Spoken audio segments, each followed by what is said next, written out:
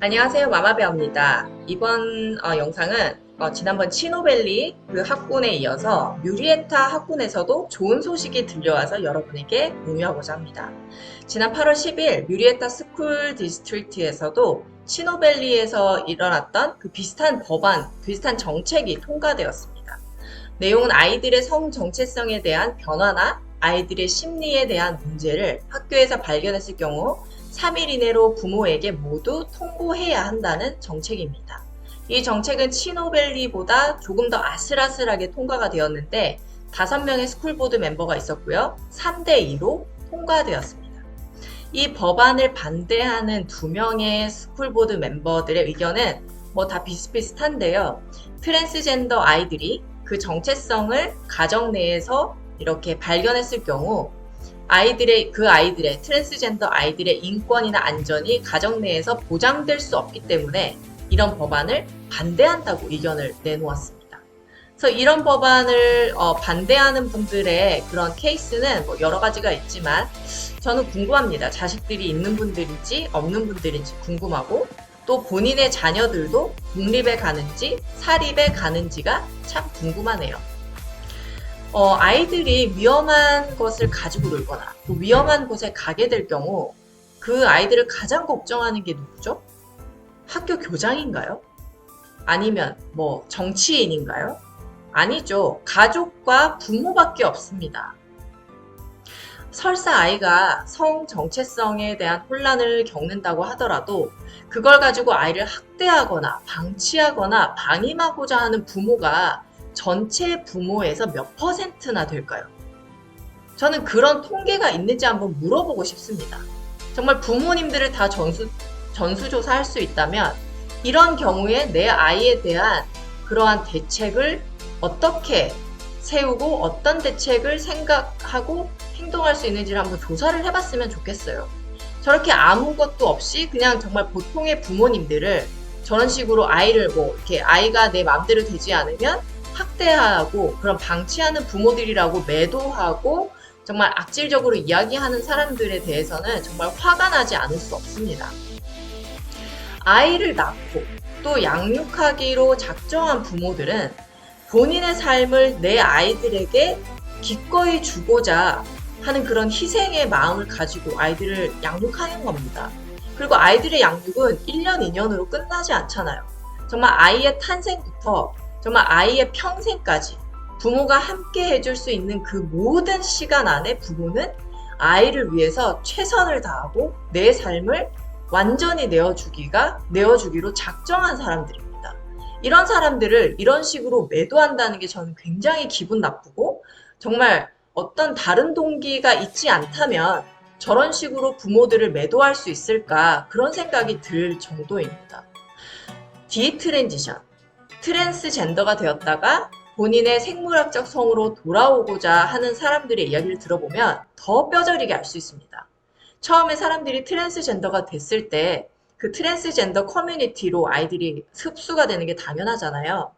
그 커뮤니티 사람들이 정말 두 손 들고 환영한다고 합니다. 정말 너는 영웅이고 대단하고 대단한 용기를 가졌다. 이렇게 칭찬하고 격려하는데 반대로 그 트랜스젠더 과정이 당연히 힘들겠죠. 수술도 힘들고 호르몬제를 투약하는 것도 힘들고 평생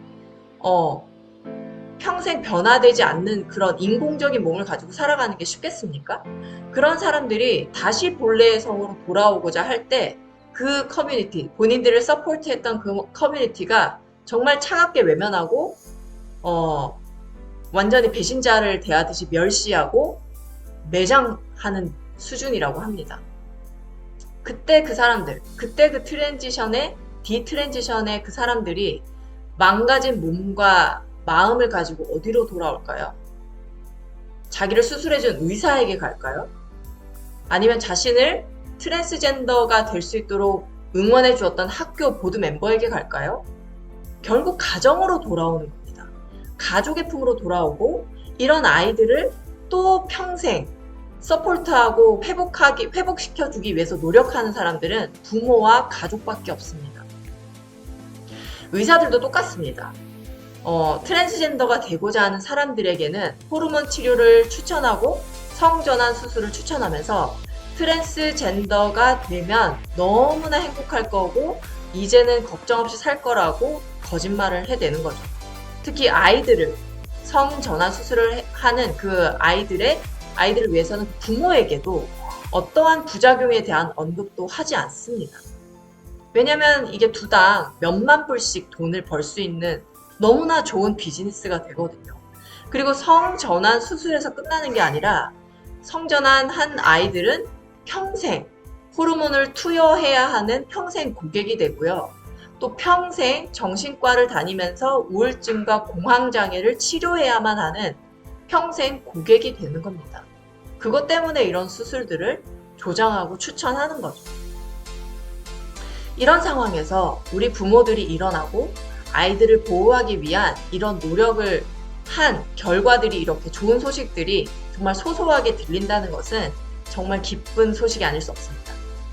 한 사람이 모든 것을 변화시킬 수는 없지만 우리가 같은 마음을 가지고 뭉쳐서 같이 일을 할 때 반드시 이런 일들은 가능한 일입니다. 그래서 캘리포니아가 정치적으로나 또 교육적으로나 보수적인 생각을 가진 가정들, 부모들이 정말 살기에는 너무나 힘든 곳인 걸 알지만 우리가 끝까지 포기하지 않고 우리 아이들을 위해서 이런 노력을 한다면 정말 하나하나 작은 그 교육부를 바꿔나가면서 전체 캘리포니아가 반드시 바뀔 수 있다고 저는 믿습니다.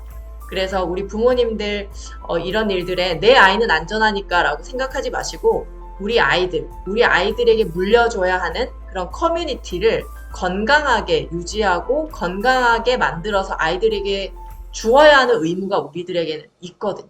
그런 부모님들이 정말 일어나셔서 어떠한 행동을 할 때 이 환경이 지켜질 수 있는지 정상적인 아이들이 생활할 수 있는 그런 커뮤니티로 우리가 만들어줄 수 있는지를 고민하고 행동했으면 좋겠습니다.